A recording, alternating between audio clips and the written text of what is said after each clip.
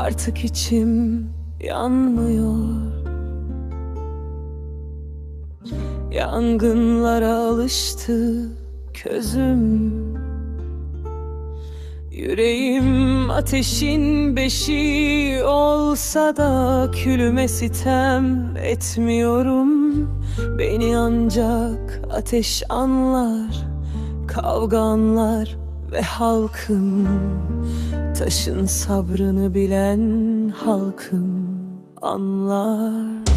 Her hayalin bir türevi vardır. Her düş geçmişe bağlı bir kök salar.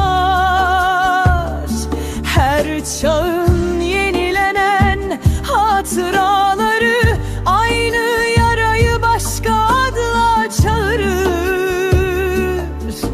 Beni hatıralarımdan söküp rahmine yerleştiren baş kaldırılarım oldu. Beni ancak ölüm alır sessizce. Siz farkına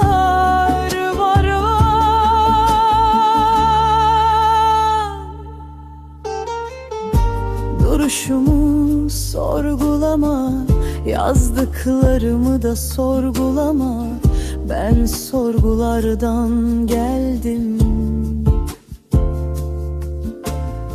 Sorgusuz bir hayatı mühürledim kalbimde. Ülkemin yalnızlık kokan hasretine adımı yazdım.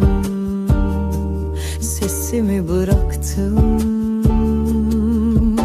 Her güneş doğarken yalnızlığıma doğar. Ülkesizliğime ağar şafaklar. Ama sen koynumda yalnız atan kalbimi hisset. Gözyaşlarımı hisset.